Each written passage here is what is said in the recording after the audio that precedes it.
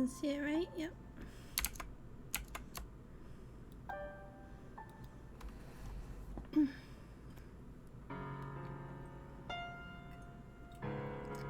Alright, this should do. The back streets aren't particularly welcoming to new faces popping up and wandering around after dark. Wouldn't want you getting mugged on your way back. I don't need that on my conscience right now.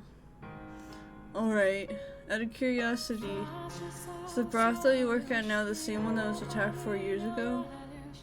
Nah, different place. Unless someone's done something with it, the one from 4 years ago is still abandoned. Thought about fixing it up, getting everyone back together, but there's not many of us left, and well, not sure I want to go back myself, you know.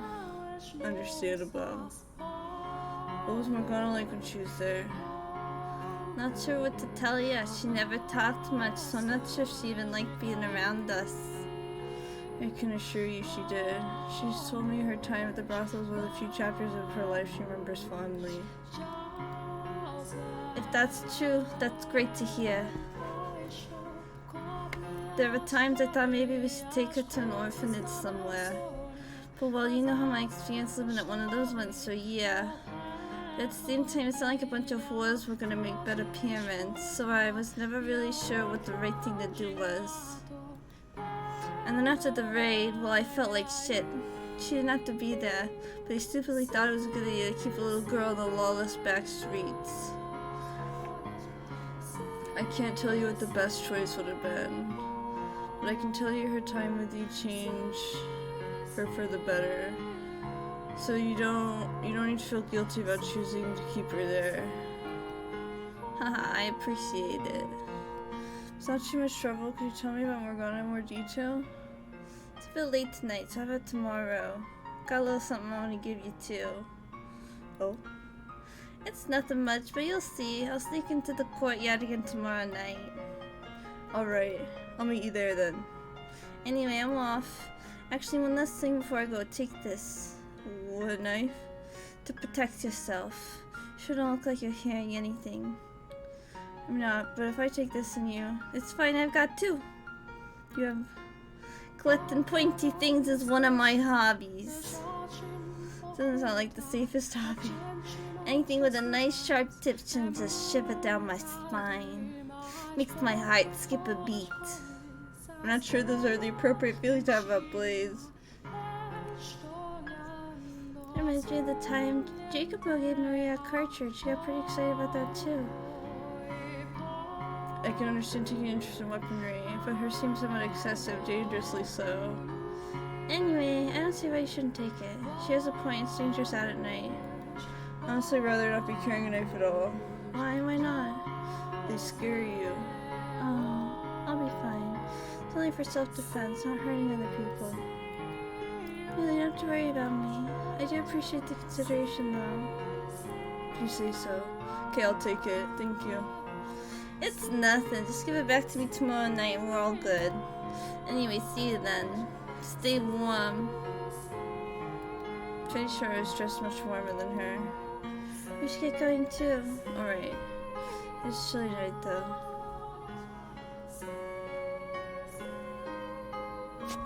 Is it true? Did you hear that? I thought I heard a voice. I did. It came from the bushes over there. Let's see if we can get a little closer. Oh god. About the observation tower. Oh. Do you believe it is? Are we witnessing a truce?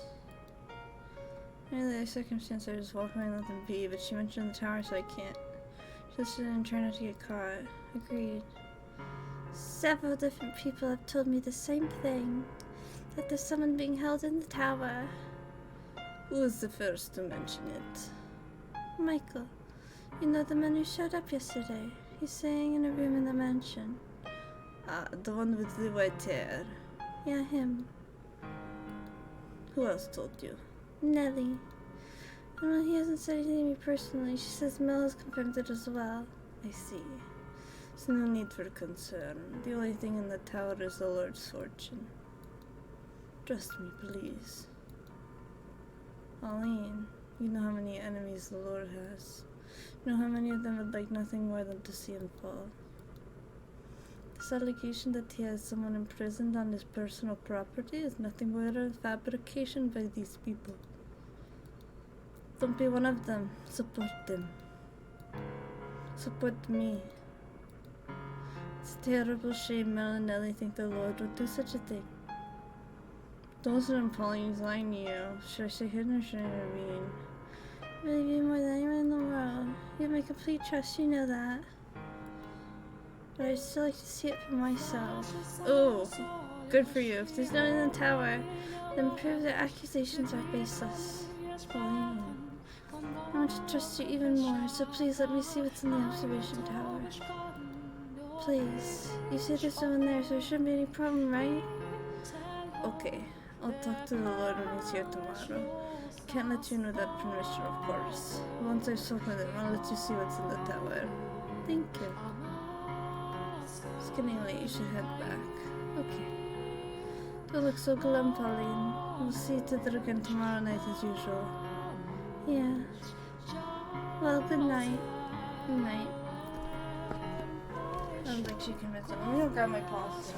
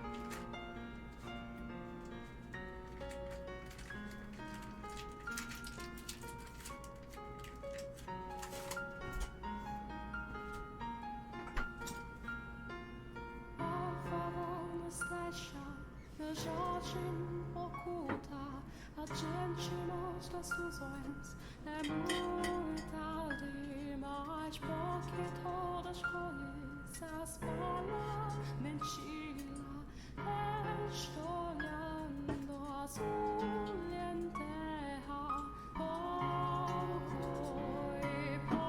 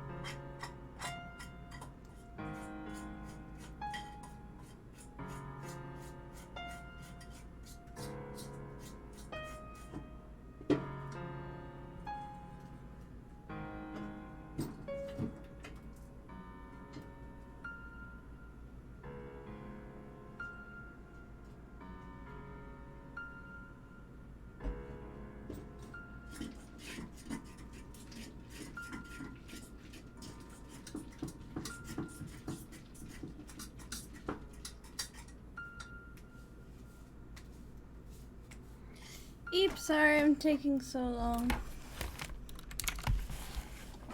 I'm almost done.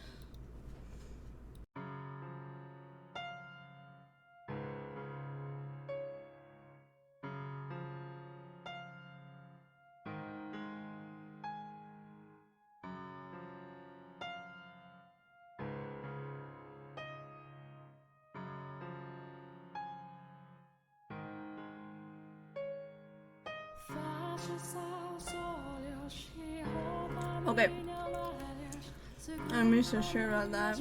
Could always be having with Morgana for letting Pauline in.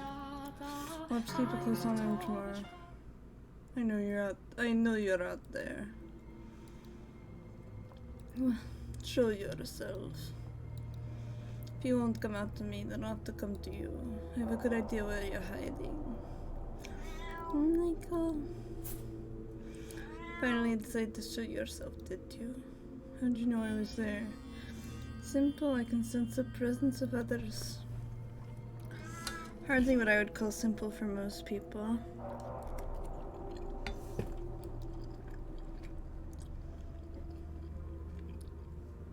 I was hoping to enjoy the show a little longer. Huh? Remember what I said at supper about our little sideshow? What about it? Looks like we have to go off script. Go off what? Still don't get it? Sounds pretty agitated, Michael. You need to get out of here now. You not see him, Giselle? What? Got his hand on his sword. I can't restrain my back on him. Should have stepped in while pulling himself around. I haven't been the opportunity to do this these days, so I was planning on taking it nice and slow. There are so many obstructions outside, it makes this sort of kind of difficult. Michael!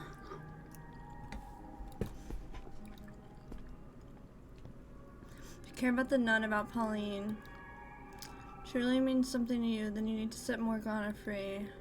Keeping her locked up will bring no one anything but pain. That includes Pauline. And why should I care? Michael. Feel something resembling a gale. What's a gale? And the next thing I know, the man's inches away from me swinging his sword down. The knife. Miraculously, I managed to get the blade out just in time, catching his sword mid-descent with a sharp clang. For a very brief moment, a look of perplexity crosses his face. Now's my chance to run. Ah. Michael! How? Sorry from the impact, and as I fall to the ground, I catch sight of it. Curved blade sticking out of my chest. He must have thrown his sword to prevent my escape. Michael, what's happening? Stay with me, you have to stay with me. I focus on the searing pain spreading through my chest to keep my mind from growing any hazier. I begin crawling, trying to put some distance between us, and from behind, a man slams his heel into my back. How anticlimactic. I thought you'd hold out a little longer, considering you managed to brandish that knife. Don't, please, what are you doing? Get away from him, I'm begging you, spare him. There's a name engraved on the handle, so it's not even your knife. Maria. Put that down. Michael. Who did you get this from? Answer me. We're feeling cooperative, are we? The knife has always belonged to me. Maria simply refers to the Virgin Mary. Well, it shouldn't be too hard to find out who they are. I know it's not her, at least. So Mella's sister and this Maria are all colluding with you? What are you gonna do to them? It should be obvious. Leave them alone. No, why does this have to happen? It's not funny. The more lives you take, the farther you become from human. That's not what you want, is it? I've always been a killer. Always had this insatiable urge to take life. But I know you also wanted to enjoy your reunion with them in the afterlife. Michael! No! Please beg for your life, would you? Don't, please stop this! Crawl through the dirt like the worm you are and beg for me to spare you. Why are you doing this? No, please stop. Not even a scream, really? Oh, you're no fun. Stop, don't do this. Ha ha ha ha ha ha. No. Monstering, cackling, and Giselle's desperate screams begin fading into the distance. I've long since lost any sort of idea about the condition of my body. In my attempts to save Giselle Morgana, I was not only to fail at that, but endanger everyone who's kind enough to help me. What have I accomplished? Anything at all?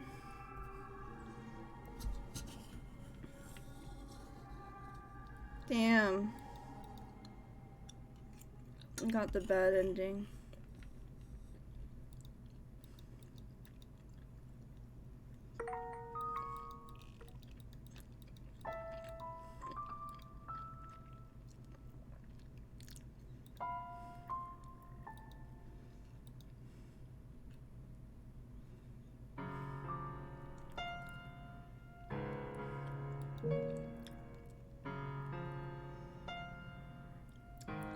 I appreciate this thought. See ya.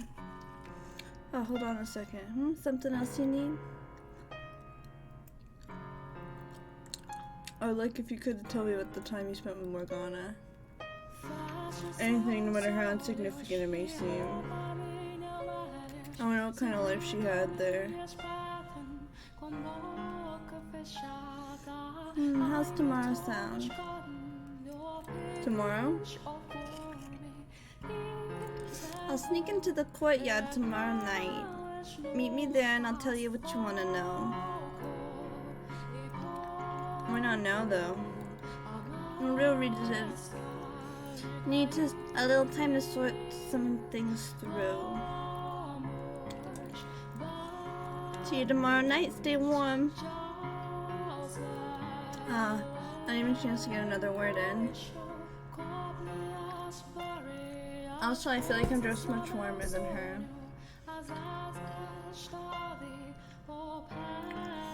Tomorrow night doesn't leave us with much time. Giselle. Ah, hello, what is it? You've been so quiet as I'm concerned. It's good to know you're still there. I guess I sort of dozed off for a bit.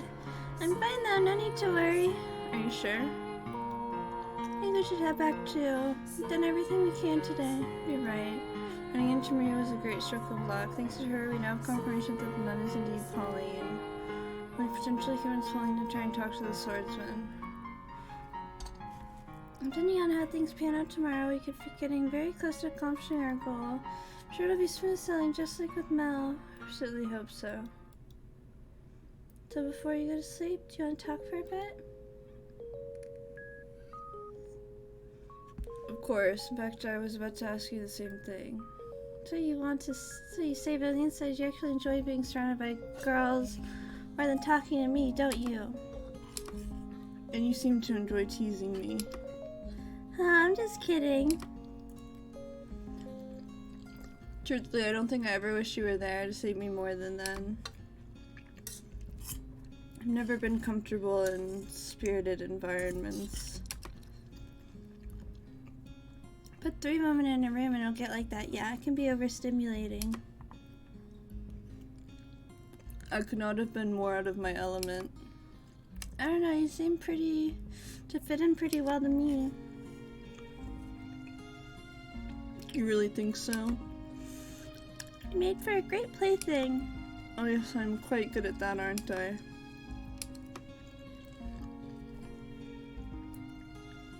I will say, there's one thing about the whole affair that surprised me. Oh, what would that be? Not expect I'd be able to have such a normal social interaction, not because I'm awkward or a poor conversationalist. For most of my life I was cursed, irregular, and you were the only one who didn't treat me like that. That became to be what I saw as normal, and as such, being able to participate in a social gathering like that is a very exotic sensation. And as such, being able to participate in a social gathering like that is oops, I already read that. Feels almost like it shouldn't be possible. You are normal, Michael. An ordinary man.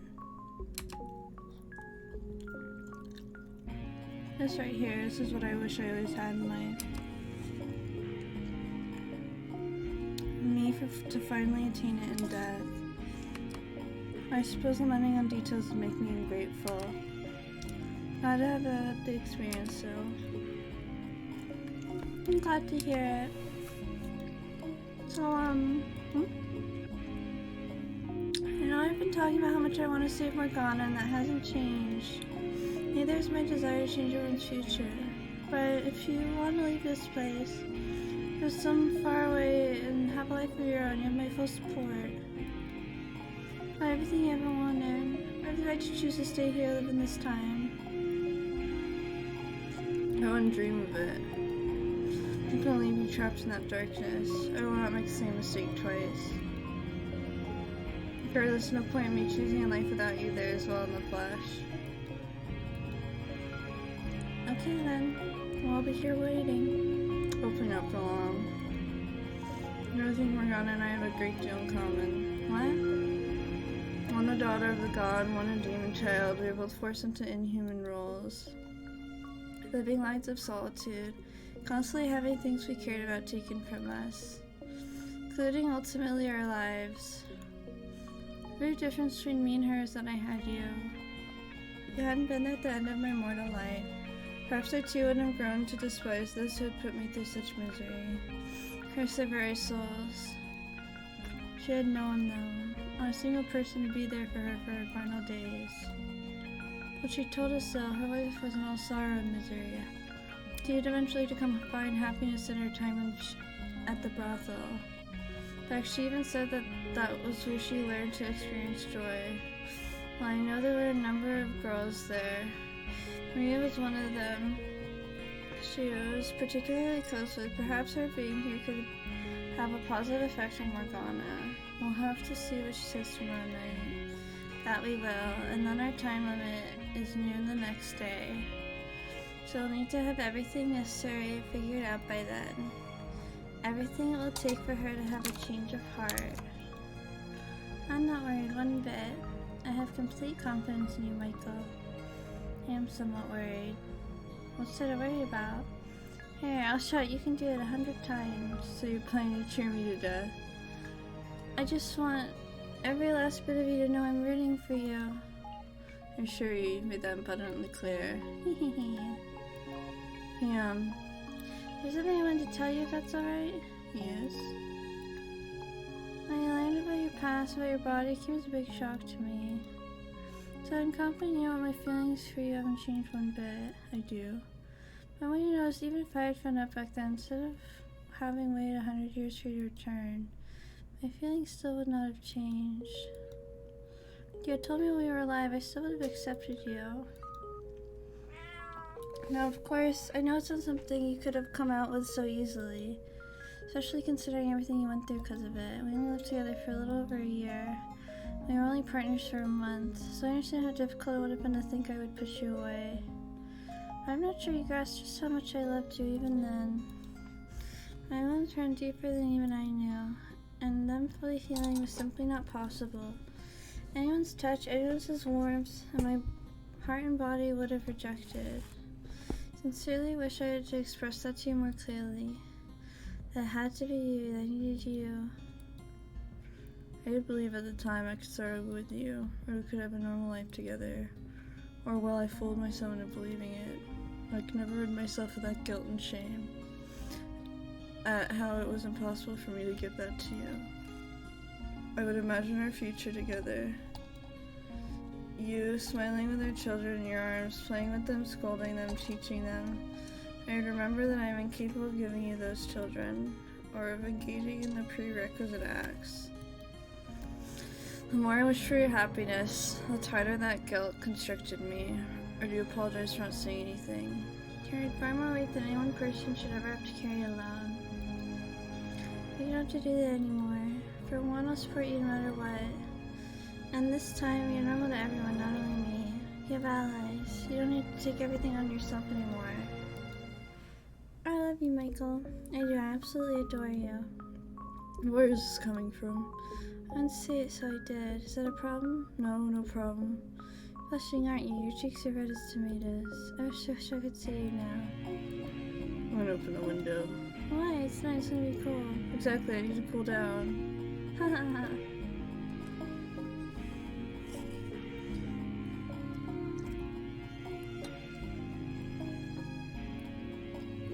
I'm gonna pause here.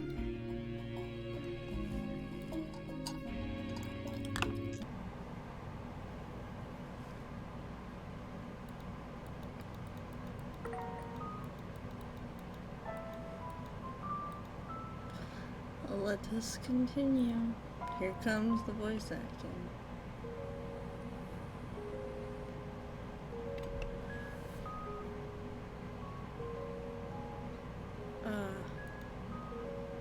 What are you eyeing at?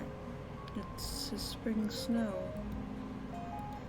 It's gorgeous. There was hardly a cloud when I was outside earlier, and now it's snowing. You worried Maria might catch something out this loose weather?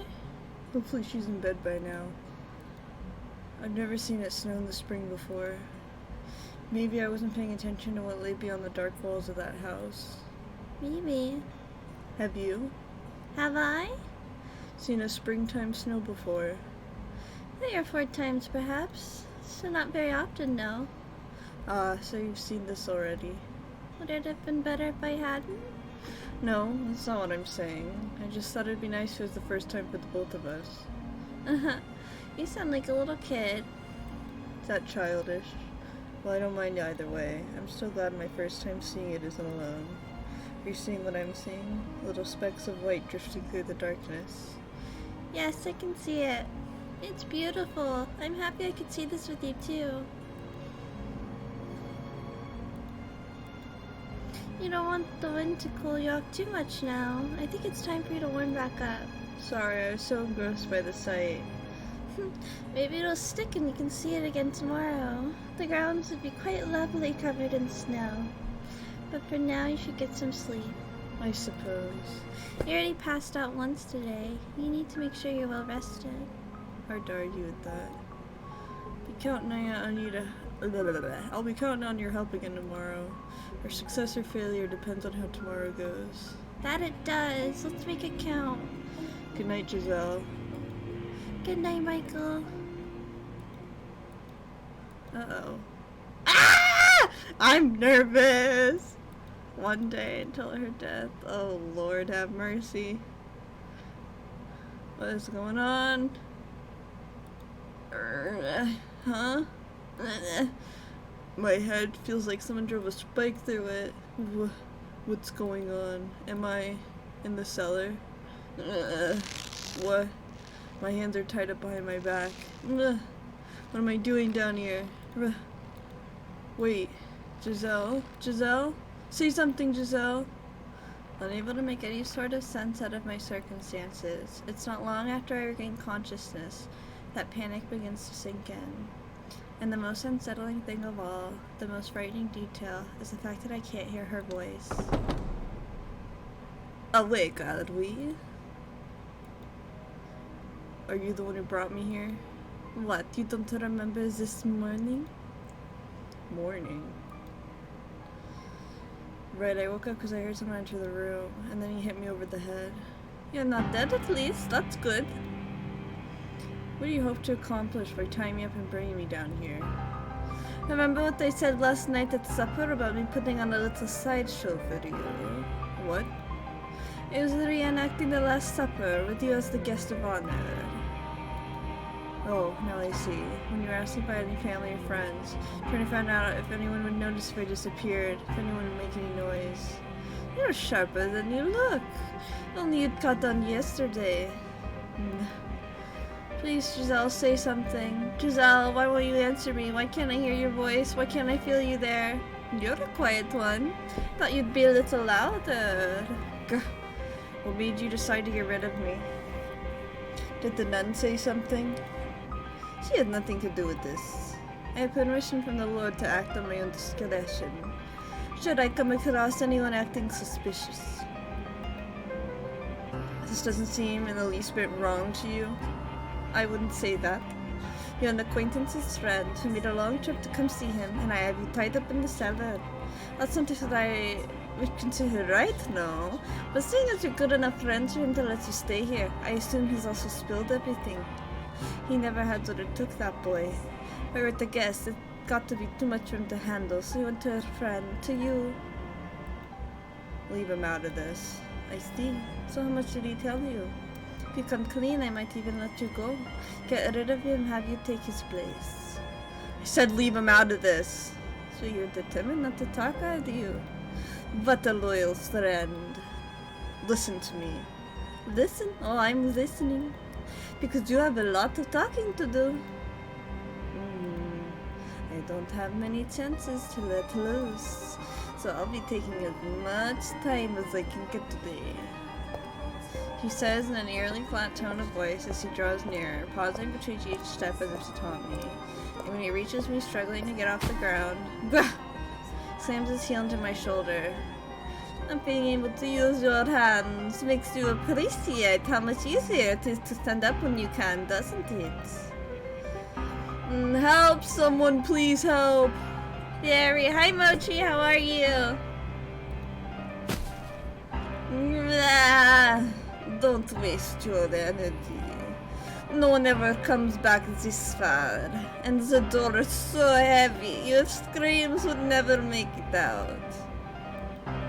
But that's the least of your worries. The door to the cellar has been locked. The only key is right here. There's no getting in. If you can run fast enough, you might have a chance of making it to the door and escaping.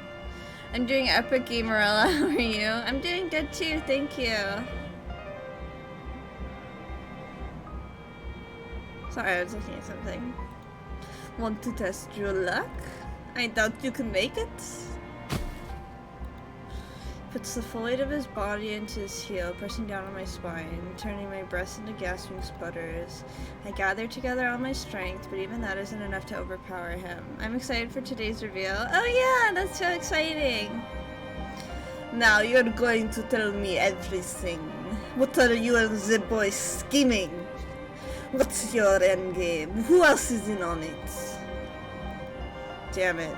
I don't have many options here. What can I even do in this situation?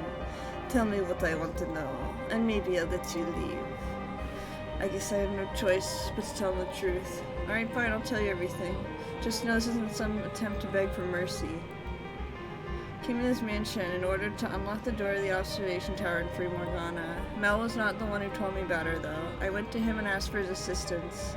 He didn't have to tell me because I already knew. Both about her and what you're doing to her, stealing her blood and making medicine from it. Hi, Big Doge, how are you? How are you liking this VN so far? I like it a lot. We're right at the end of it, so that's exciting. Who told you then? Morgana did. Morgana's soul told me everything. I'm not from this time. I lived in a time after her death. Takes me several moments to process what just happened. Fire runs up my arm and from my little finger, only turning to pain when it finally reaches my brain. I twist my head back to see the man on top of me holding my right hand. Is that the house in Fata Morgana? It is! That it is! My fingers snap backwards at the second joint. I'll ask you again, who told you? Ugh, Morgana did. Oh nice, I see you're playing some horror games for October, that'll be fun. Yeah, I'm excited for that. She dies on the day of the Harvest Festival. Next up is your ring finger. And then your middle, if you insist on keeping this up. I'm telling you the truth! She bears so much hatred, she casts a curse on your souls. I've seen what happens in your next life. You should change your model to the house.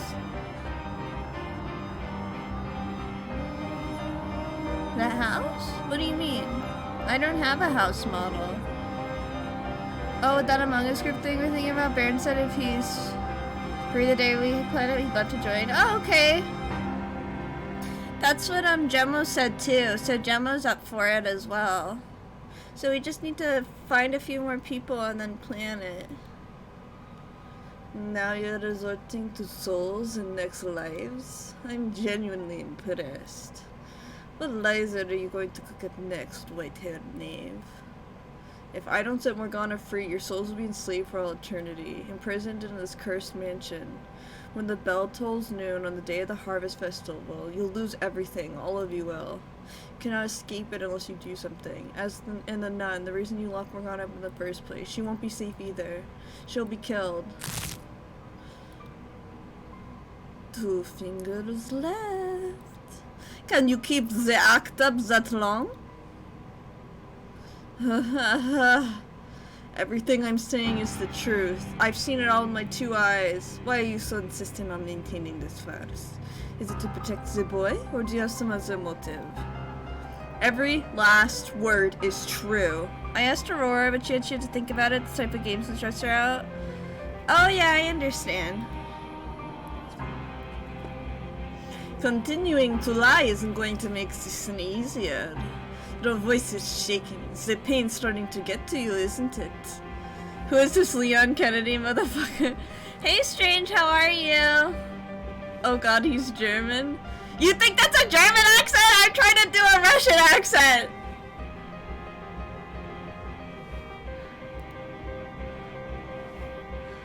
What you're doing to Morgana, it achieves nothing. You must release her and atone for your skins.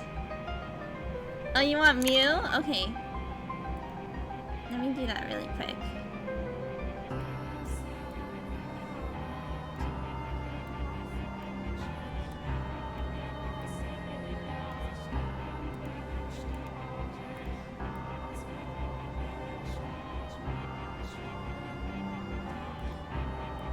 Okay. Otherwise, your soul, the souls of those you care about, will be doomed to suffering. I see what this is now. You don't have the information I want, so all you can do is spin these lies. Oh my god, you're doing. You want Sans and Asuka? Okay.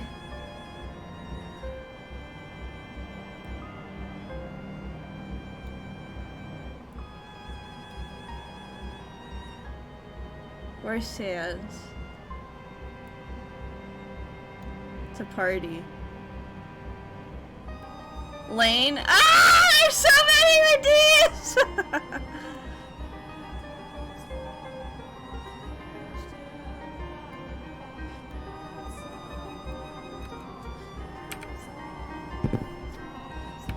Neko? Ah!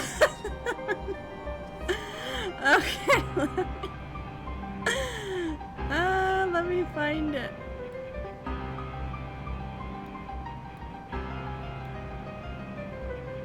Any other redeems? You guys good already? I see what this is now. You don't have the information I want, so all you can do is spin these lies. Ugh, you thick-skulled bastard. I ran out. Oh really? You ran out of points? There are other options though. Beg me for mercy. Sound like a little child, sniveling your please don't kill me and I don't want to die and it hurts so bad, please stop. Grovel on the ground, you tiny pathetic man, and if you can entertain me, maybe I'll consider it.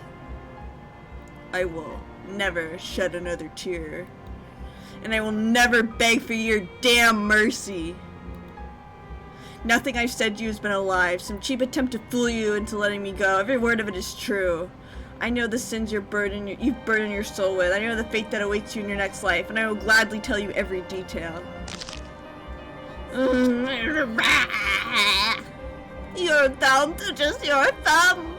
Now come on, if you're so eager to tell me. Let's hear about my supposed next life, shall we?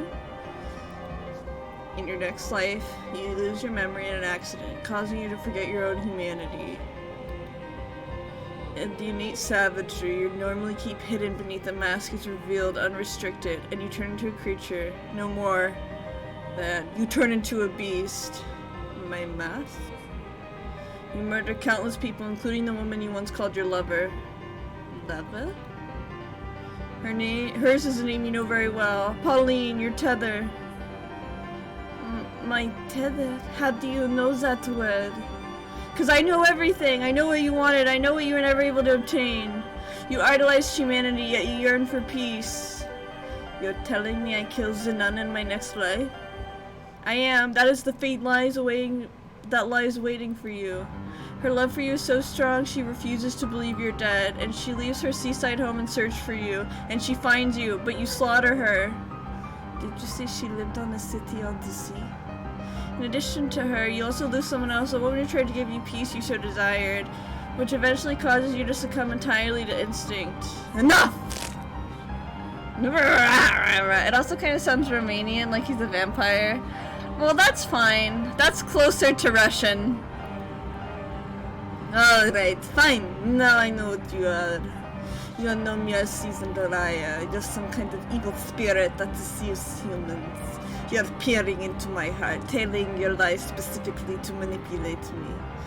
I'm not! I swear I've seen everything that happens. Enough!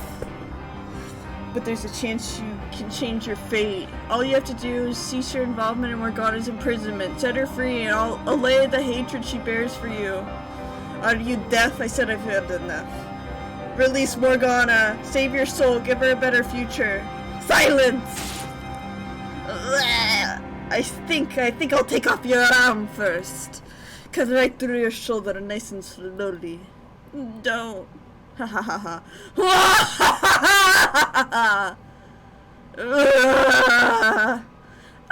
It'll still be attached for a while yet, don't you worry. You hear that, spirit? That's the sound of your flesh ripping apart. The sound of your muscles being severed. Not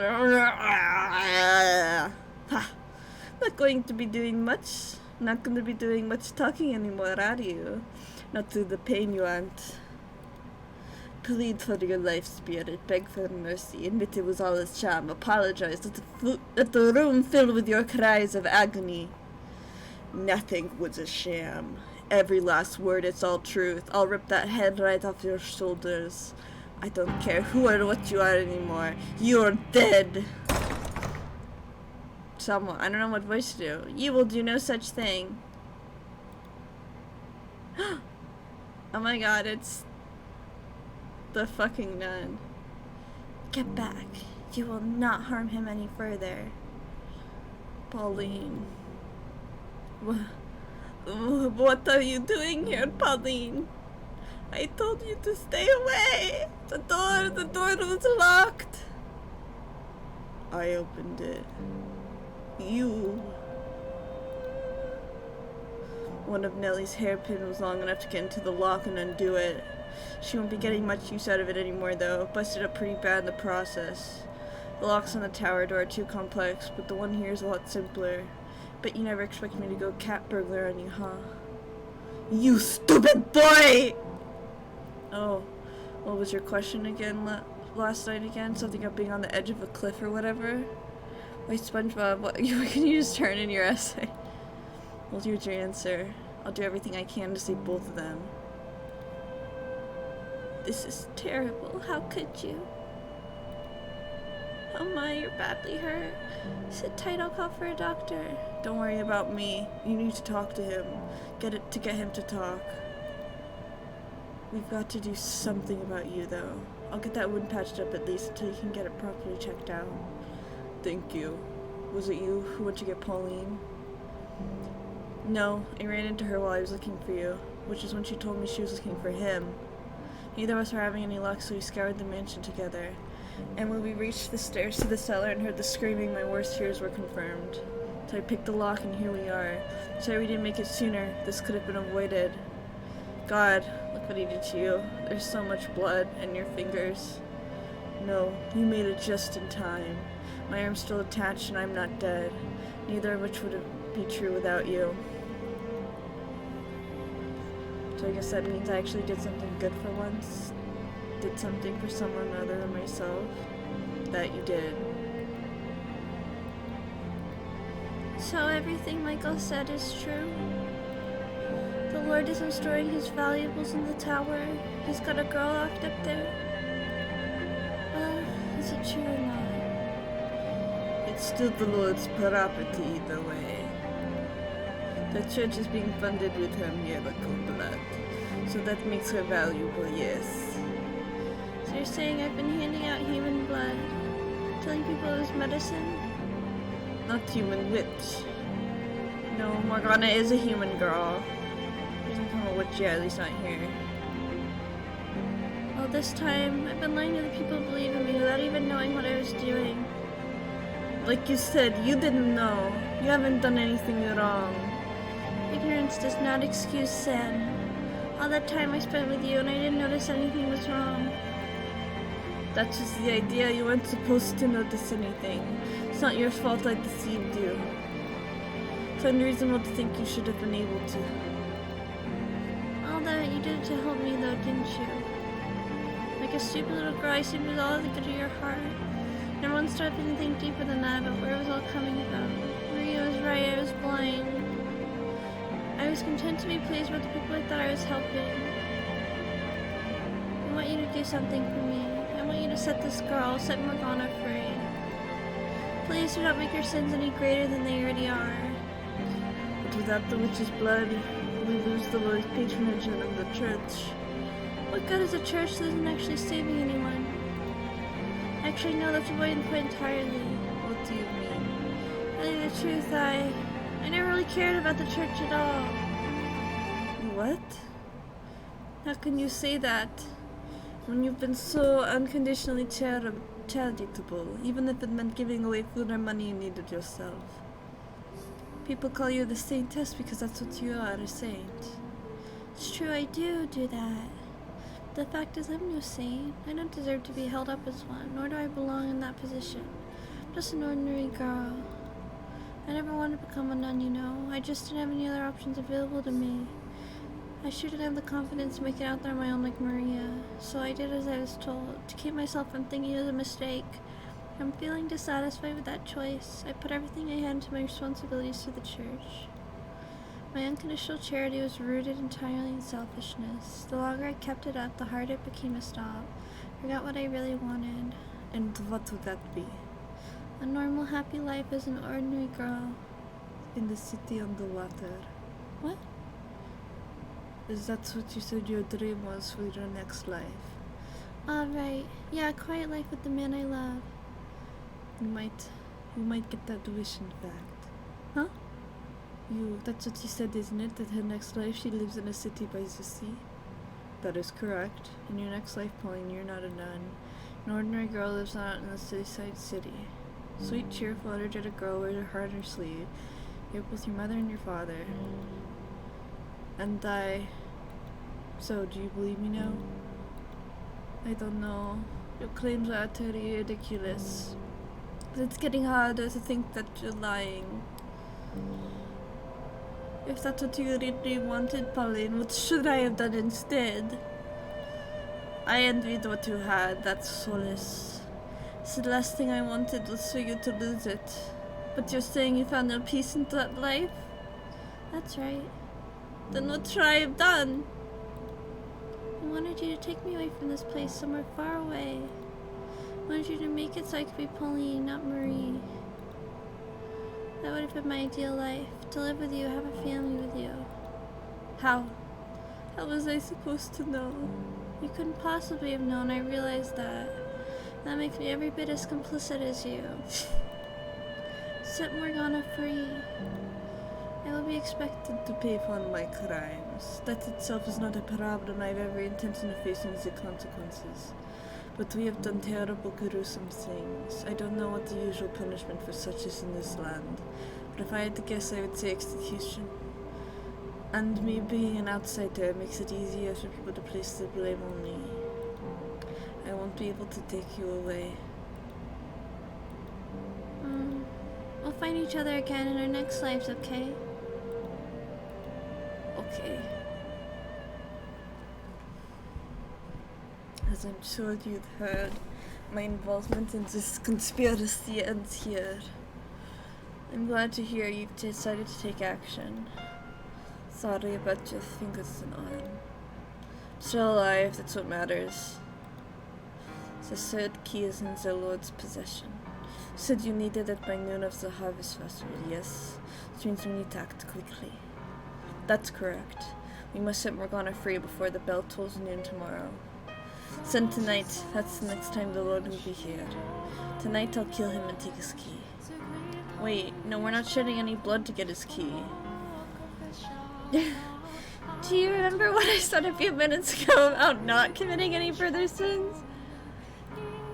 He is not likely to hand over the key without a fight, though. We need to convince him, not force his hand. Besides, simply opening the door is not enough. Why not? My goal here is to save Morgana's soul. In order to do that, I need to pacify at least some degree of the hatred she bears in it. A hatred rooting in her perception of you and the things you've done to her. I need to change that perception. I'm not quite following. What do you mean by change this perception? For you and the Lord to tell your story is to describe what happened from your perspectives. You want my perspective? I do. Something in your motivations or your circumstances might serve to lessen the animosity she holds for you. The greater the discrepancy in what she believes to be the truth and the full story, with everyone's perspectives included, the greater the chance she may have a change of heart. Okay, now I understand what you want from me. However, my perspective will do nothing to serve that end. There is no ambiguity, no justification for my actions. Regardless, I'd still like to know the whole truth if you're willing to tell me your part of it. Okay. I'll come by your room later today. Hey, is it alright if I'm there too? Sorry, I was there if you weren't. Why? Everything you need to know I've told you already.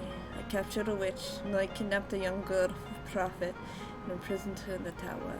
My motivation, as I said, was to keep your church funded. Those are the facts. This thing I did along the way was brutal and inhumane. I hope you can understand. Why I would not the woman I love to hear any of that. I understand. I'll see you again later in the day. I'll be waiting. I should get going too. And I need medication and something else on that arm. And something to get that arm dressed properly. And if there's anything else I can get for you, let me know. If you want to see a doctor, I'll find you the best one I can. So sorry for ever doubting you. No, I understand. I'm glad you came at all. Me too. We'll see you. I'm kind of surprised. He's actually got a soft spot, huh? And I was sure you were full of it when you said the two of them had a thing going. What does she see in a guy like him anyway? She's got bad taste in guys, that's for sure. What's with that look? Just admiring your rather inappropriate remarks. Oh, sorry, I was just so relieved it kind of came out. It's okay, you almost got a smile out of me. I've never seen you smile before. I blame being relieved too. Now, would you mind helping me get back to my room? Sure, no problem, my shoulder is all yours. You know, you're earlier something else, Michael. Could hear you through the doors you were getting open. Honestly, I'm amazed you're able to stand up to him like that. I don't want to get my hopes too high just yet, but I'm starting to think you might actually be able to do something about the Lord. That's reassuring, thank you.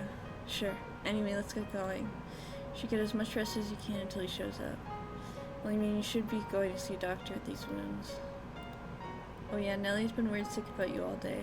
I have to tell her not to pounce on you, because I'm sure she'll come running as soon as she hears we found you.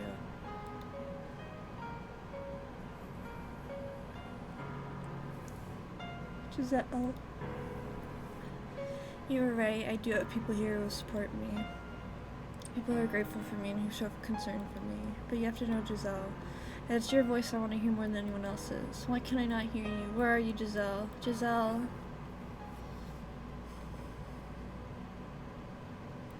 It's almost sunset. Looks like the snow didn't stick. You couldn't actually see the snow last night, could you, Giselle? Was that the light started fading from the sphere of darkness encasing you, or had it been going on even longer than that? Why didn't you say anything? Not a word. I don't believe you're going for good. You're still out there somewhere, I know it. I will come for you, I swear it. Just a moment. Here I am, as promised. I heard you talking, so I thought there was someone else with you. But you're alone? It's only me, yes? I see. As I told you earlier, my perspective on the events will do nothing to change Morgana's mind. I would still like to hear what you have to say. Alright. Not being from this land, I don't believe in the local god, nor do I think priests and preachers are any better than con artists. Where'd that come from? What I'm trying to say is if I give a confessional, it won't be to another human. You are an angel. Come again. The angel from the stained glass window. That's you, isn't it? Wait, how on earth did you come to that conclusion? I was thinking about everything you said earlier in the cellar. The fact that you knew about Morgana, the fact that you could see into my heart, and in particular, all your talk about saving people's souls. Salvation is not a man's job, which means you must be something else. I will tell you everything. Every foolish mistake, every terrible crime. And in exchange, I'd like you to tell me what I am to do next, lead me down the path I am to take. I terrify myself. With every passing day, my ability to tell what direction I'm supposed to be heading indulges. So after I tell my story, I want you to do that for me. Please, will you show me the way? I can no more decide the path you can take than you, but you saw into my heart. Giselle, if you were here, you'd encourage me to agree to this request, wouldn't you? Okay. I can't guarantee that I'll have anything to say that will be of use, but I will do the best I can to lead you in the right direction. Thank you. Now, before I begin, there's one thing I need to clarify. I am not in love with Pauline. She does play an important role in my life, though, that much is true. She's your tether. Exactly. I suppose you could say I admire her. She's everything I am not, everything I cannot be. Is that something I should tell her, you think? That I don't love her, I'm incapable of feeling love. Should I tell her that, knowing she genuinely loves me? My instincts tell me I shouldn't. I know very well I'm lying to her, but there are circumstances in which a lie is preferable to the truth, are there not? With that said, I'm ready to begin. You have my full attention.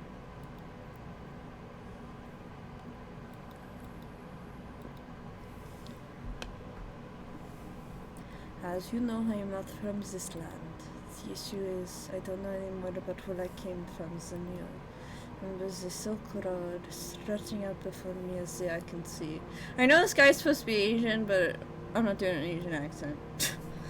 Clouds of dust wisping across the bare dirt trail.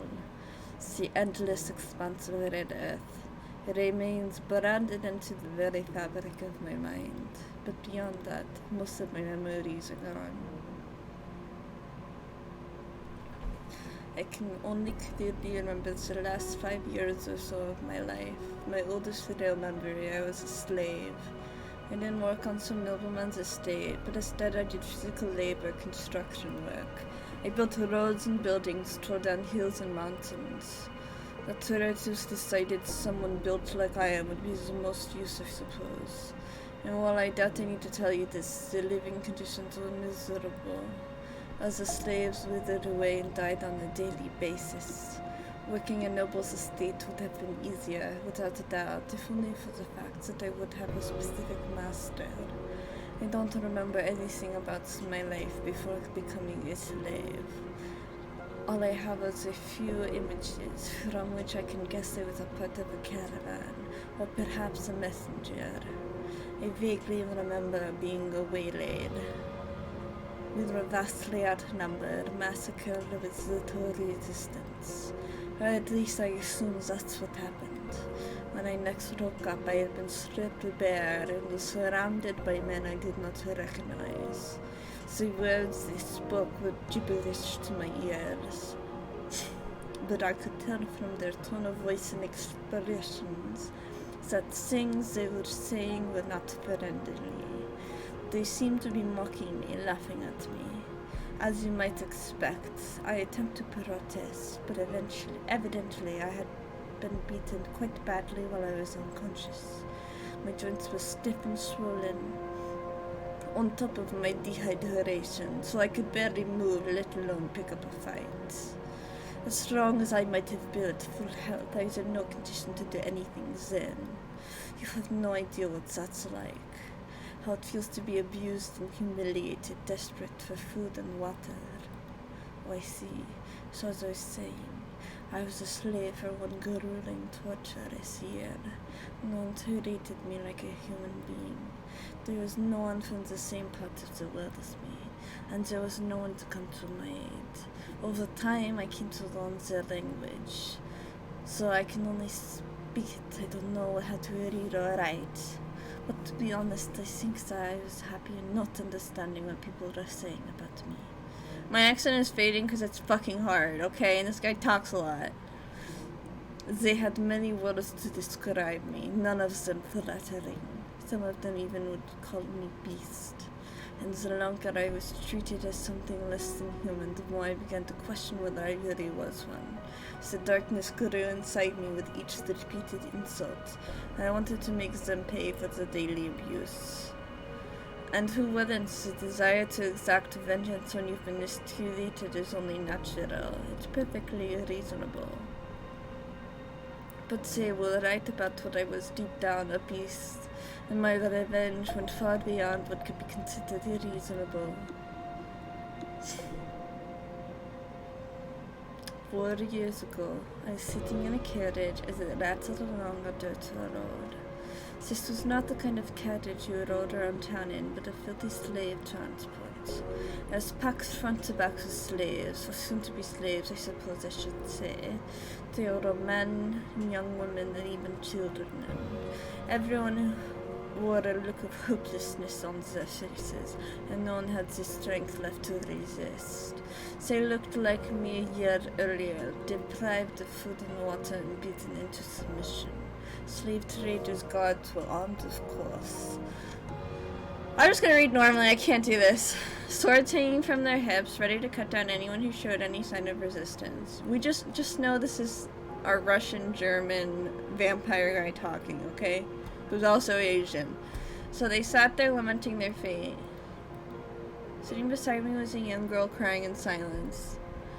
Glancing over at her, I caught a glimpse of her face. Large chunks of skin seemed to have fallen off of it. It was, suffice to say, an unusual sight. But beyond that, I didn't think much of it. Is this where he met Morgana? I didn't find it disturbing or unpleasant, perhaps because I had similarly unusual appearance. What caught my attention, though, was the way she was crying. I'm not sure how to describe it, but it seemed different somehow from everyone else all crying in the carriage. You gave it your best shot? I did. It was for like 30 minutes, too. It was almost like her tears were not for herself. Why are you crying? Oh, why are you crying? At my question, the girl turned her head up to look at me. Surprise crossed her face for a few brief seconds, but that was the only reaction to my appearance. I assume her thought process was roughly the same as mine, so she felt no need to fear me. After a moment's hesitation, she said, I'm sad because I didn't get the chance to show my gratitude to the people very dear to me. Her response perplexed me to no end. Why was she concerned about showing gratitude? Why was she not despairing of her own circumstances?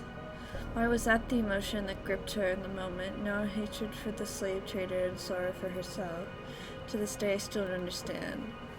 That was the only thing I found curious. Her voice, despite being soft, cut through the crying and wailing of the other slaves.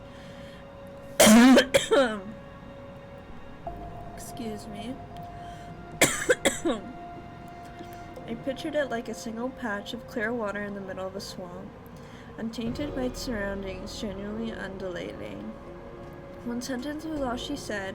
There was something unbelievably calming about the sound of it. For a moment, I was filled with a sense of tranquility, and thought, and though you may not believe it, I wanted to get her out of that filthy carriage and undo the shackles threatening to detain her, and so I took action driven by desire.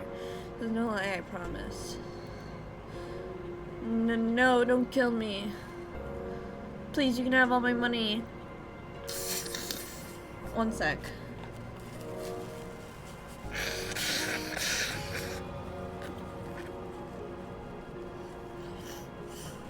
You can go free if that's what you want. I'll apologize anything.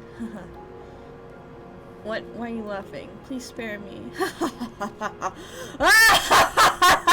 I have a wife and children, please. Yeah, but you're also a slave trader, so go fuck yourself. I think you deserve to die. I'm begging you. Like, oh my god, totally don't kill me. I'm just like the worst person that could possibly exist. And why should I care? Holding a sword. Well, that was the first time we ever heard like a sound effect of like an actual person's voice. Holding a sword, my left hand felt amazingly right. Haha. Get it, left and right. Whatever work I once did must have required me to use a blade. Even with the shackles still around my wrists, I had little trouble slaughtering the slave traders and their guards. They let their guard down because we were restrained. They never thought of anyone resisting. The thought of anyone resisting never once crossed their minds. Dead bodies sprawled out around me. Corpses I had made, lives I had snuffed out. Look at this. See, no one can defeat me. Haha. They stood no chance against my strength. Ha ha ha ha ha. Hee hee hee hee hee. Ha ha ha ha ha. More, I need more, I need more. I don't have the words to describe the high it gave me killing those men, the power I felt over them. I was driven mad by the stench of blood filling the air. No, it just drew out what was always there. If I weren't already deranged, the corpses would have had nothing to stimulate in the first place. After taking the keys off one of the slave traders, I returned to the carriage to my rest.com and pressed the bubbling exhilaration. Hey, you unlocked my shackles for me. I did myself if I could. You. Say something, would you? Haha. She said nothing, simply removing my shackles as commanded. If she had said even one word, let me hear that curiously calming voice of hers, then in all likelihood I probably would have stopped there. She remained perfectly silent. Everyone was in shock what they just witnessed, her included. And that time though, the slaves started cheering. The same people had... Oh, I remember this now. This is where he slaughters all the slaves too. So the same people had been wailing minutes earlier were now shouting praises. Our savior, you're a savior. We're free to go home. We can have our lives back. Do our shackles, please. I'm a beast. What? I'm not a savior. I'm not a man. I'm a beast. Is that right? I'm a beast, aren't I? Well, what are you? More. I need more. I thirst for more. Well, why are you pointing your... I need more.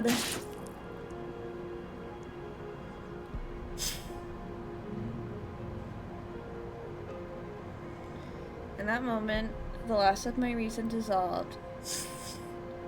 I went into a frenzy, slaughtering the helpless slaves I never intended to kill. It was euphoric. I couldn't get enough. I reveled in it. Never before had I felt such utter ecstasy.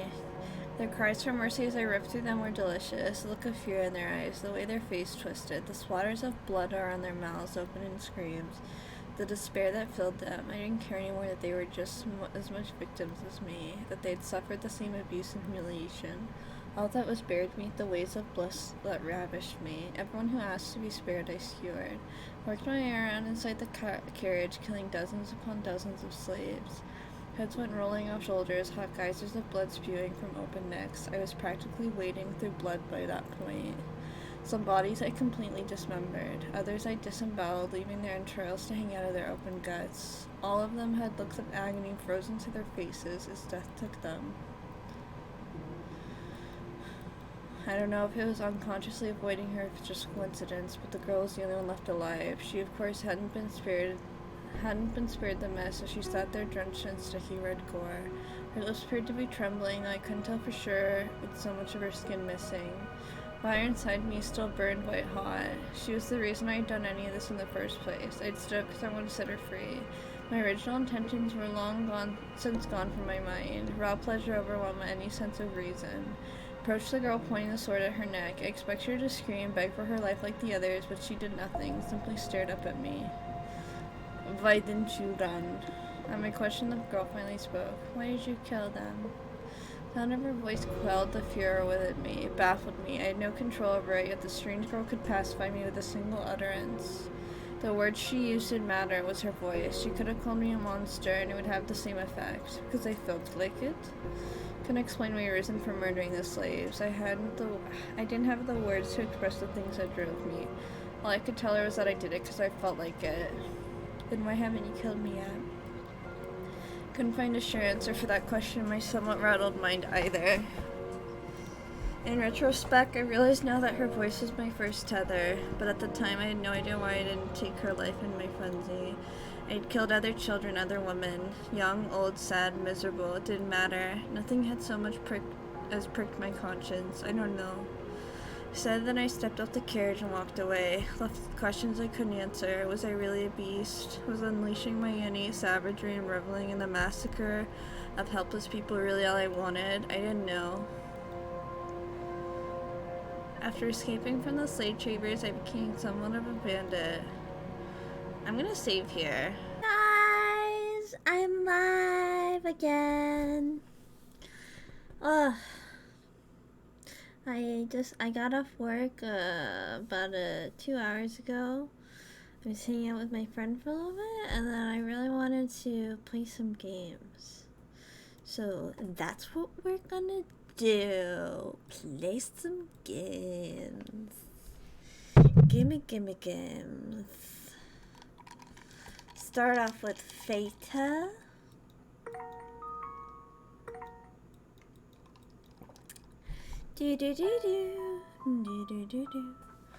Oh, here we go. Here comes my voice acting. Okay, it's the... I had no hope. Anyone taking me in. Not only was I a murderer, I was a foreigner. Nor did I have any chance of finding decent work. By the way, this is the guy who has my butchered Russian, German, weird accent. Whatever accent I was doing, it's this guy, but I'm only gonna do his accent when he's talking because the story's all about him and I cannot do the accent for that long. Also, I'm tired. I just got off work, so I'll do the accent if he talks. Anyways, nor did I have any chance of finding decent work, so I lived by the sword, killing and plundering. The money I honestly didn't give a damn about. I had no desire to be wealthy. It was simply a matter of survival. That and quenching my thirst. I went on for about 3 years like that. Till finally encountering something I couldn't defeat with my sword. No amount of muscle was enough to protect myself from disease. One day I woke up with chills, my vision blurry, barely able to move my own limbs. I set off for a nearby village, hoping to see a doctor, but my body didn't last that long. I set off for a nearby village, hoping to see a doctor. Oh, I already read that. I collapsed on the side of the road, drained of my last strength. It was a moderately busy road at that, so I assumed I had made it close to the city. Dozens of people passed by, silently pretending not to see anything.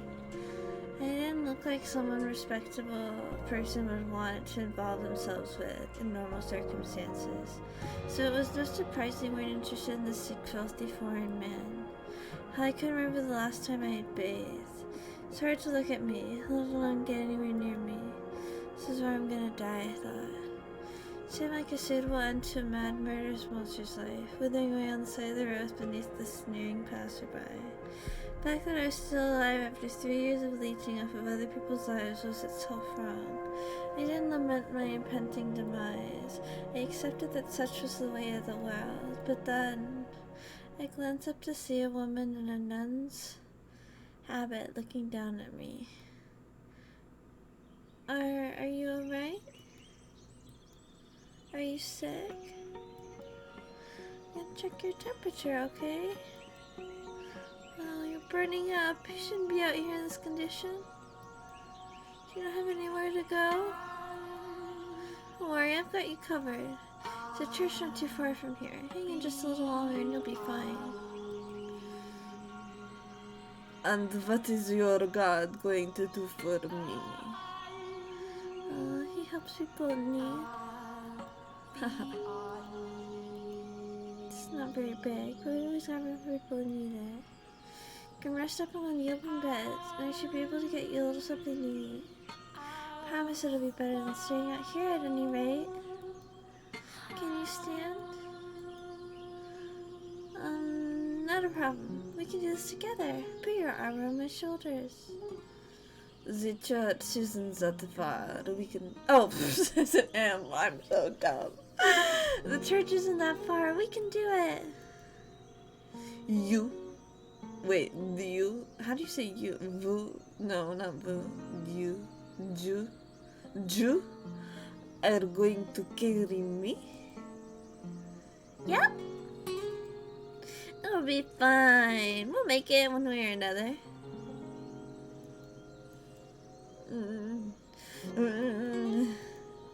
Almost. We're almost there. Just a little longer. I am heavy, aren't I? Very, very heavy. But that's not a problem. I can do anything if I put my mind to it. Just throw me into a ditch. No. God doesn't like his children talking like that.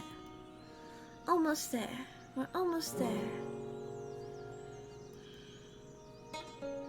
So how are you feeling? Better, I hope.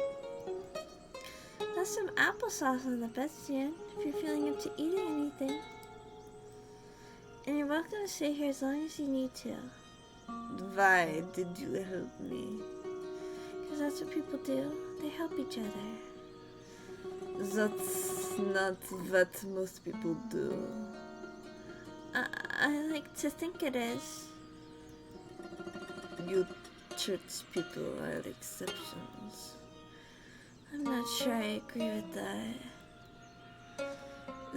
This woman is only showing me compassion because she doesn't know what I am. She wouldn't be so friendly if she was a madman and a murderer.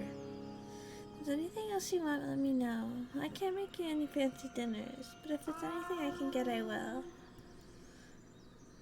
Could you tell me your name? I'm Marie. Marie. After who was it, the Virgin? You're not familiar with the Virgin Mary? Just look at me. I am clearly not from these parts. Yeah, I can see that. So make you a traveler, huh? You speak the language really well, though. Take it you've been here for a while, then? Yes, I have. How exciting. So when you're feeling better, maybe you can tell me about the country you came from? I've never been far from home, so I'm curious what it's like elsewhere.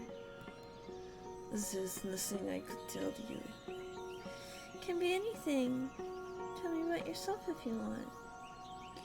You're less inclined to do that. Get better soon, okay? Looking forward to hearing all about it. I'm not sure there's anyone out there more deserving of the Virgin Mary's name. What was that? Your name. It suits you. Oh, no, not at all. I'm incredibly flattered to hear you say that, but I hardly live up to the name. It's very rare that I'm awake right now. Oh my god, hi Mochi! Oh my god, okay, you redeemed a bunch of stuff. Hold on, let me add that. Well, let's see. Oscar, Mew, Sans, Pepe. Okay. Put Mew. Oscar.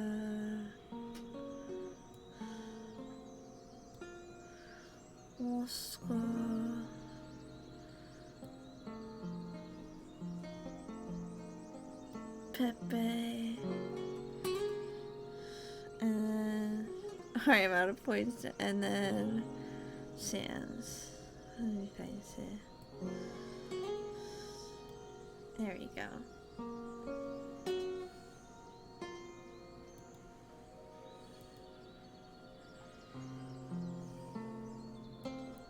Oh! I didn't mean to do that.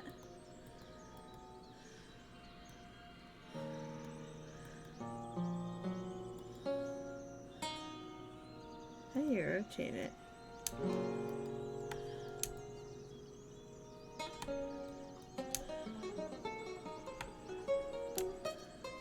That's what I meant to do. How do you rotate this? I don't know. Oh well. Oh well. But I hardly live up to the name. Wow. Fata Morgana. Hey, Anya. And also, hey, Mochi. How are you guys both doing? I hope you're doing well. I got off work a few hours ago.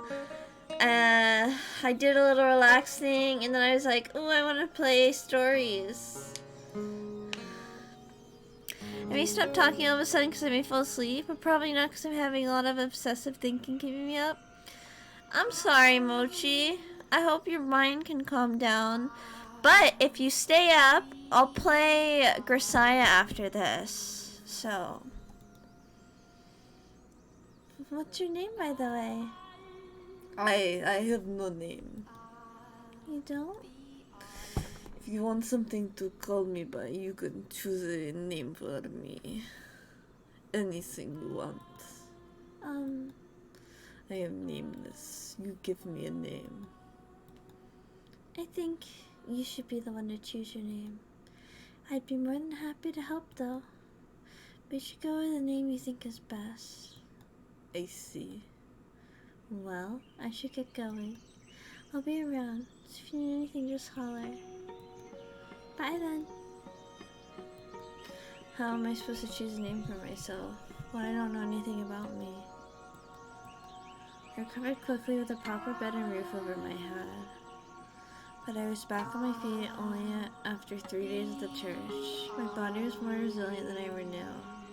Now that I was back and healthy, no intention of sticking around. Thank you for everything. I would be dead if it weren't for you. No thanks necessary. I'm just glad to see you're feeling better.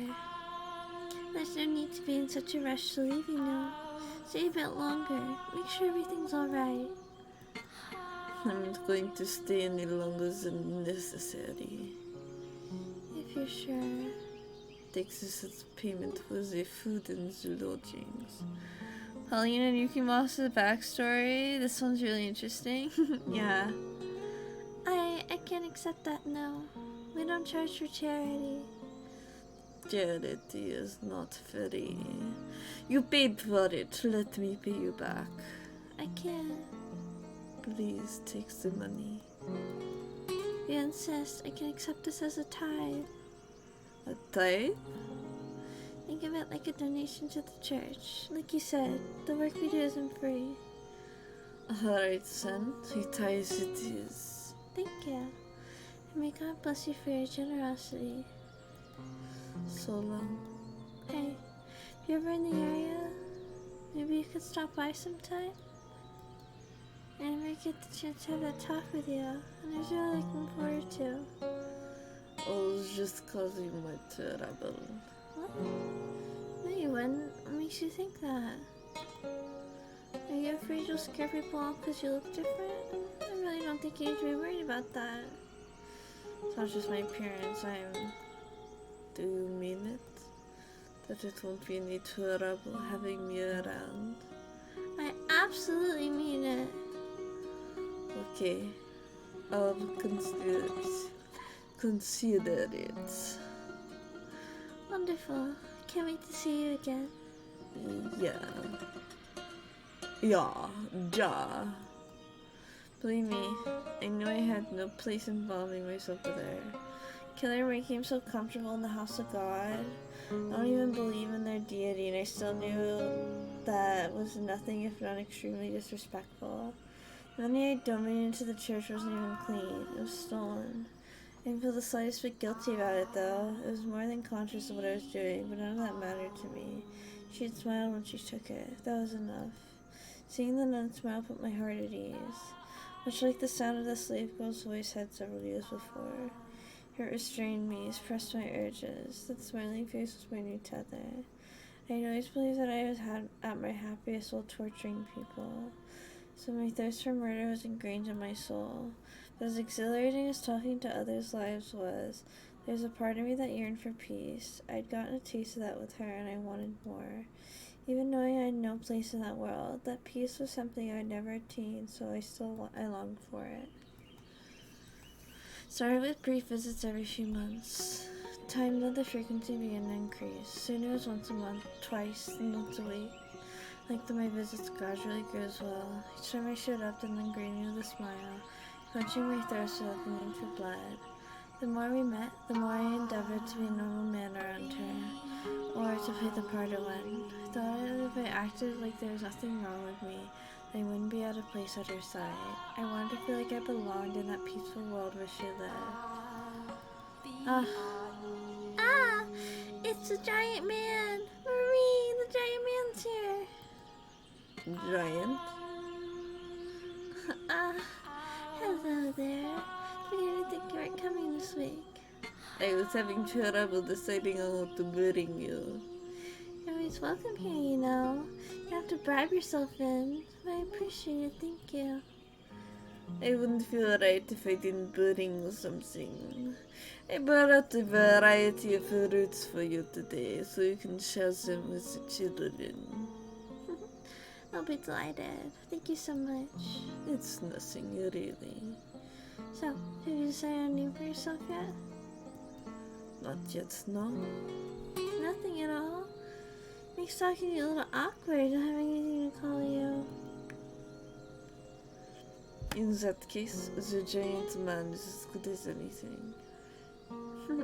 Did you get under your skin? It's a little. I'm not that big, am I? We're all giants to little kids. Do you wish they'd be a little less blunt about it sometimes, though? Indeed. I suppose it's better than them being afraid of me. The children here have strong nerves. They're ordinary kids. You're just not a scary person. They only assume I am harmless because I am with you. Oops. I think it sounds like you actually are dangerous or something. 'Cause I am. Don't get worked up about it. The only difference about us is our race. Everything else is exactly the same. I'm not so sure. Oh, by the way, I finally reached Shirley's level 35 in Star Rail. And I'm no longer a super newbie. Nice. How are you liking the story, Mochi? Are you interested in it at all, or are you just like, I hate it? You must have had some pretty awful experiences because of your appearance then, to make you so concerned about it. Wish I could have understood your pain. It's not necessary. If I could, then maybe I'd feel a little closer to you. Well, I could have been half the same race as you.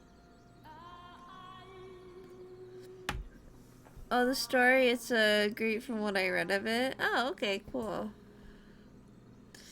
You have nothing to gain from being was like me. You don't think so? I think there's a lot that would be nice about it. Probably have a really pretty black hair at least. Oh, and she was in her next life. Oh. She had... If I'm ever reborn, I'd like to be more like you. Why are you so obsessed with being like me? I just am. Oh, Yeah. It's about the time I started noticing the feelings she had for me. First I thought it was simply being egotistical. There's no way a woman like her would be interested in a man like me. I couldn't think of any other explanation for the way she looked at me. Back then I believed I loved her too, that if we could be together, a man and woman, that I'd finally be able to attain the peace I sought. I could wash my hands of the killer within me, defeat the urges once and for all. I could step out of the darkness I had lived in for so long, that I would be able to see the light. I'd be able to experience love like any other ordinary man. Keywords being from what I read. Yeah, I understand what you're saying, Mochi. But still, I'm glad, even if you haven't read, like, barely any, at least you enjoy the stuff you read, rather than hate it. I mean, that's kind of like me and Nikki. I kind of skip everything. So in the name of hope, I took action. The foolish, naive hope. What do you mean? Doing it here so late at night? sorry for asking you to meet me on such short notice. I hope it wasn't too much trouble sneaking out. It certainly wasn't easy. She had something to tell me? What I'm about to tell you, every last word is sincere. Sen, once you've heard me out, I want you to turn me down. What? Over these past few months, I've come to at least somewhat understand the responsibilities and restrictions placed on you as a nun. But ignoring the obligations you have, I know good and well I'm not a suitable match for you.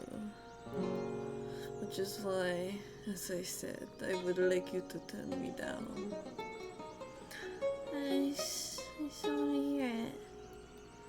I love you. I felt for you the moment I first saw you. I know I don't deserve to be anywhere near you, but every time we meet, my desire to be with you grows stronger and stronger till it is out of my control. Turn me down, Mary, please. I will stop trying to get close to you. I'm not Marie. You're not what? My real name is Pauline. Pauline? Marie is my baptismal name. That name was given at birth. I love you too. Felt for you the moment I first laid eyes on you. Aw, this is so cute. Holy, this is a late stream. How was work? Hey, Strange, how are you? Work was good. It was really busy, which is nice because when it's busy, time goes by really fast and you always have something to do. So work was good. My feet are so tired though. But yeah, I relaxed for a little and I was like, oh, I want to play some games. Guys, the letter was so much fun earlier. I want to play more of the letter so bad. If you guys didn't catch it, you can check my VOD. Me and Gemmo played together, and Gemmo is always such a fun little rascal always. For me, it's 4 a.m. Damn! I know it's forbidden, but I want to be with you too. Any free time I have, I want to spend it with you. I'm glad to hear you say that. Thank you for being honest with me. No, thank you for not turning me down. Well, talk about an anxious day.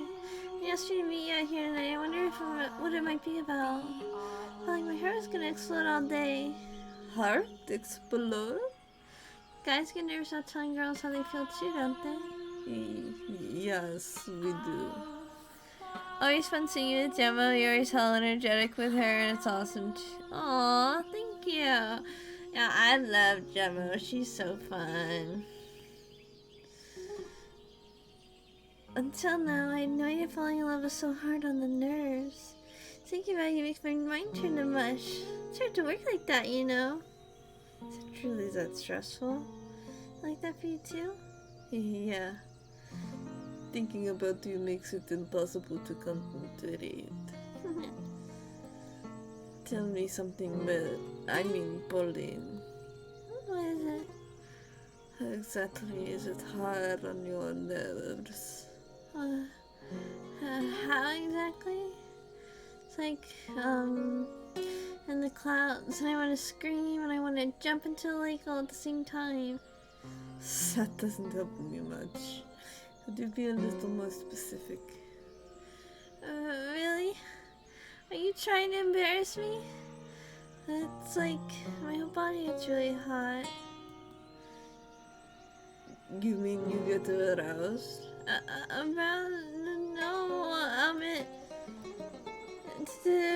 Bluntly, yes. I see.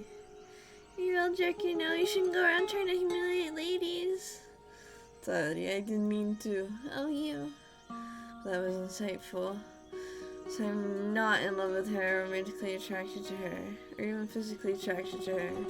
I want from her is her smile. Being around her doesn't arouse me. In fact, she does exactly the opposite. My fire burns bright when I'm not with her. It all makes sense now.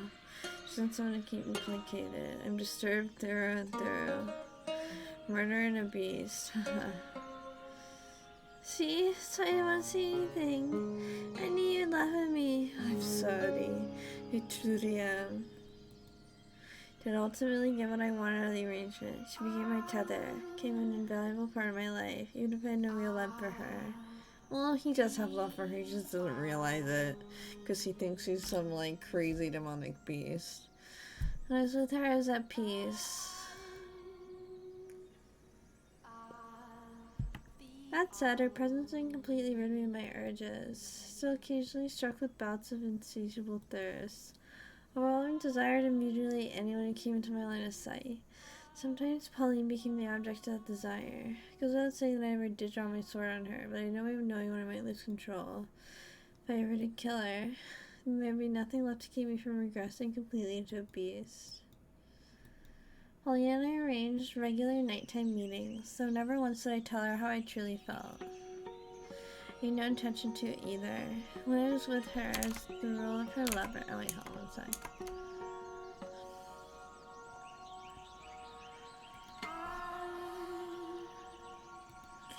She never questioned my love for her, and expressing hers for me caused her to smile even more than normal. The happier she was, the more beneficial it was to me. It's so funny. Because he thinks he's so evil, but he's like, oh, I love seeing her happy. I am a psychopath. You know what I mean? Spending time with her in this capacity, I was able to gain a deeper understanding of what kind of person Pauline was. Sorry guys, it's been a long day, so my voice might start to get a little groggly. Hopefully you don't mind. Oh my. He's a real twisted psychopath. Spending time with her in this capacity, I was able to gain a deeper understanding of what kind of person Pauline was. She was a deeply generous and compassionate woman. While I now understand her neat, compulsive deeds of charity, a result of the stress and uncertainty she felt about herself at the time, I believe she was doing it because she genuinely wanted to. I believe she wanted to save absolutely everyone, to be the saint as she had come to be known as. She gave assistance to anyone who sought it from her without question, and as a result the church's coffers quickly dried up. But God did not supply her with an endless store of bread and wine either. In the end, any endeavor, no matter intentions, requires money. Time her generosity turned excessive, self-destructive.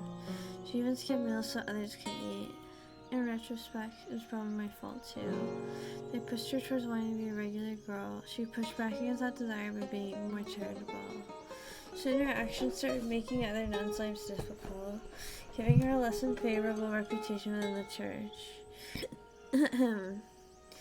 Still, she would tell me when we met up how she wished she could help even more people. Doing so would give her peace, and if I could be part of that peace, I wanted to grant her wish.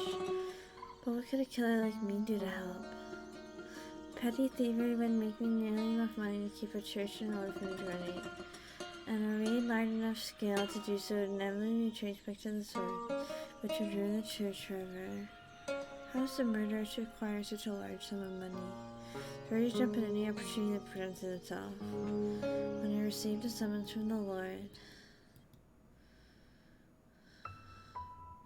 I can't help it. You guys want to know how, like, toxic I am? In the third door, Jacob was kind of my type. But, like, not completely. But, like, I love that. The third door is definitely my favorite. I love their love story so much. But I wish they ended up together at the end. See, what voice should we do for the Lord?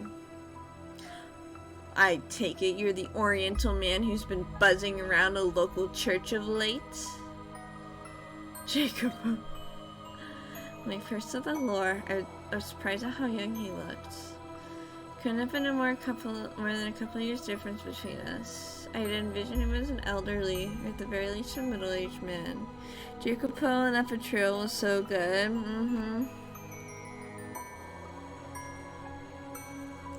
That would be me, yes, without it. Who do you think you're talking to, you impudent rat? Show some damned respect. Apologies, I am not familiar with the local customs or language. Huh, very well then. Fortunately, I'm still an understanding man. Now, for the reason I called you here. You're the one who killed that cart full of slaves 4 years ago, aren't you? So you know about that. I wasn't actually sure it was you, but now I have confirmation. Since then, one slave of Far Eastern origin has remained unaccounted for. I take it that would be you. That's right. You mean one hell of a mess out there. Am I here to be punished? Depends on how our talk goes. If you think I'm going back to being a slave, you're fooling yourself. I don't need any more damn slaves. I certainly don't want you as one. You're obviously not finding any respectable work being an ex-slave, so I take it you're still in the business of getting your hands dirty, are you not? You seem to be playing cat burglar or something, living off whatever you can swipe from the nearest unlucky bastard. He's a real hassle and upsetting. Correct. Isn't it comical then that you would choose God's secret house to stretch your legs in, you filthy dog? Absolutely goody. I thought that would get a reaction out of you. Seems you've got no bite in you today. Never mind, let's get down to business. You're gonna help me out with a little something I'm working on. Help you with what exactly? Something that's gonna make me a lot of money. If you lend a hand, I'll make sure you're well taken care of. Along with the church you're so fond of, and the nun you're taking a liking to. The nun of yours has made quite the name for herself. Now in the city proper, people started calling her the Saintess. So right about that she is. Commoners love their heroes and saints. They eat that rubbish right up.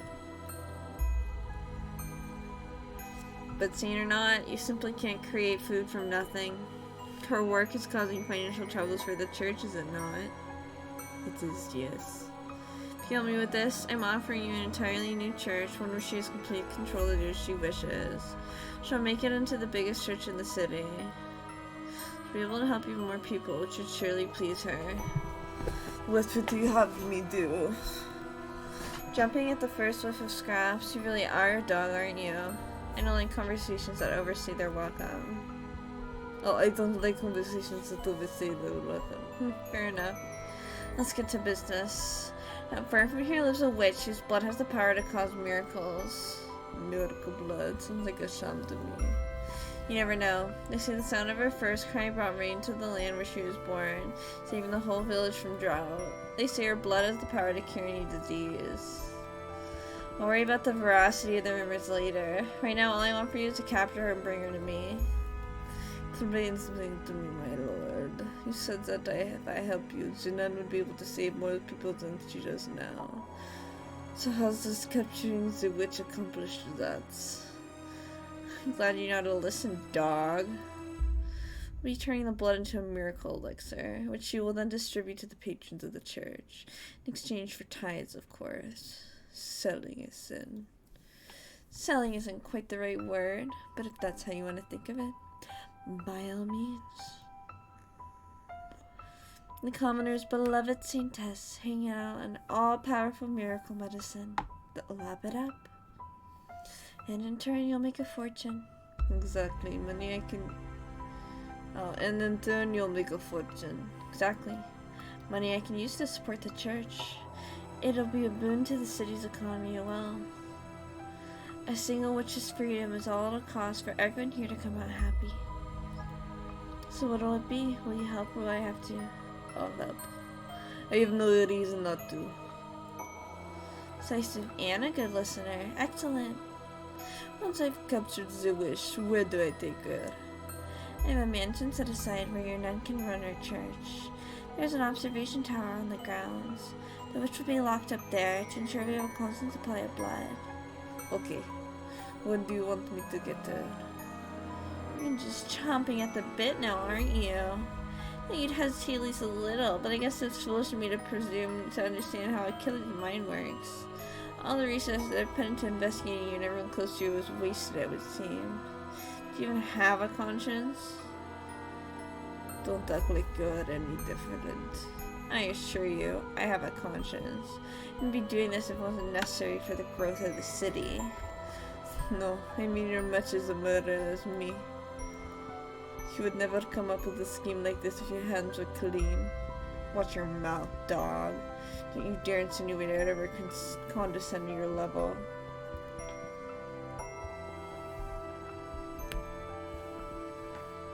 I agreed to the Lord's terms. A couple days later, I made my way out to the location the Lord had given me, a small cottage by the lake where the witch was said to live.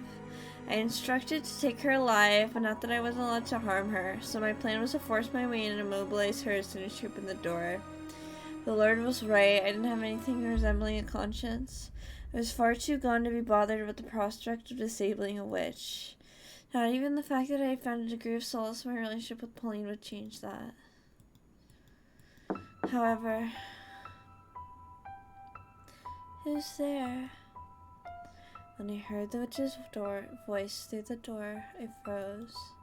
It's the girl from 4 years earlier. I didn't even have to see her, I knew right away. I would mistake that voice, a stream of pure, clear water cutting through the grime, for anything. I would never forget the first thing they had ever managed to suppress my desires, my first tether. And the Lord told me about the witch, and everyone expected it to be her. Who is it? I used the witch with the miracle blood. My hand rested on the hilt of my sword. I had at first meant to break down the door if she wouldn't open it for me. Please leave. However, when I heard that voice, my hand fell limp. Please stay away from my home. I am in need of your blood. Could you not spare a little? Nothing to spare for a man like you. My blood is only for the sick and needy, so please go away. Stay away from me, I'm begging you. Get away from this place. You're a murderer. I have nothing to do with you, so please just go away. As you say. She commanded, took my leave of her cottage, in somewhat of a haze. Should have come to no surprise, but in the 4 years since our last encounter, she had no kind words left to spare me. Yet even in her derision, I still felt myself being calmed by the sound of her voice. I debated with myself. Should I do as the Lord requested and captured her? Should I let her go free, as I had done the 4 years earlier? You already know what I decided to do, though, don't you? That's right, I went with the first option. After all, you had no need for 2 tethers. While breaking down her door was still an option, the witch was wary of me. She were to somehow manage to escape. There was no saying how the Lord might react, so I stood watch, waiting for her to step outside. Problem was, she never opened her door. It wasn't just me. It seemed she was wary of everyone.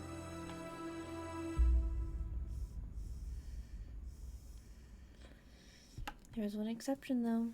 The boy. She left the cottage for him. They went on walks together around the lake.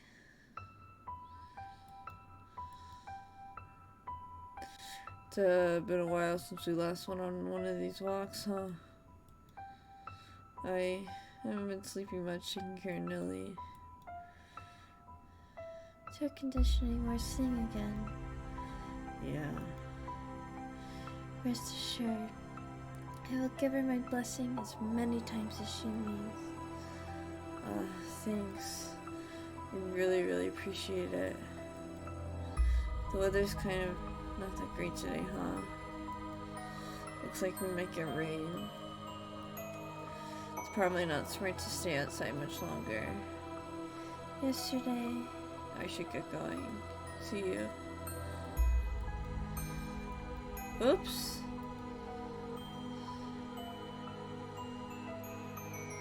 Watching the 2 of them, it occurred to me I can make a good use of the boy. You have 2 options. Either you say no and protect the witch, get away, or you help me capture her. Get away from her right now. And if you choose the witch, I kill the girl. Get away. Make your decision. Get away from her. You have until the count of 10. If you don't choose, I kill the girl. 10, 9, 8, 7, 6, 5. Okay, I'll do it. I'll help you. So get your sword out of her face. Don't kill her. I thought you told that until the last second. Well, what are you waiting for? Let's get going. Get moving. You pitiful little boy.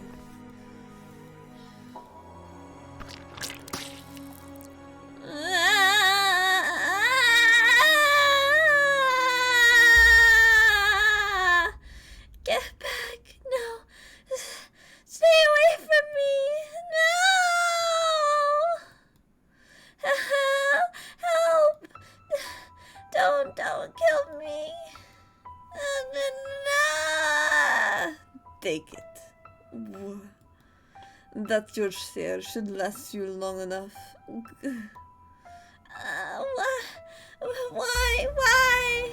Why did you take my arm? What do you mean by share?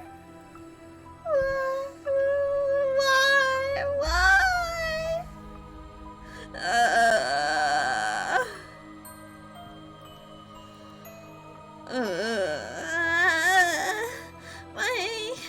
My arm.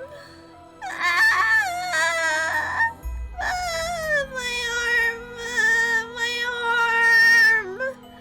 No. Put me down, please. Please help. Somebody help. The witch with the miracle blood had regressed into an ordinary girl, and she cried like pain, like a small child. I wasn't gonna get very far with her willing, so I gagged her, tied her up, and threw her in a burlap sack.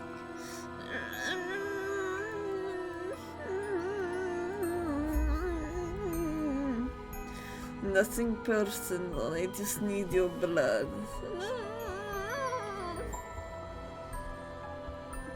Was that a children's head, George? She needs the money. Need some way of getting enough money to keep the church running. So the Lord made me an offer. By baptizing the witch with the miracle blood, he would finance a whole new church for her. So don't take it personally. Tossed the sack in the cart I had waiting outside, then made my way to the mansion, as per the Lord's instructions. The two of us unlocked the witch in the observation tower. When I told Laura I'd used the boy as bait to get her to open the door, he gave an exasperated sigh and said, involving a third party was not part of the plan. I'm gonna save here.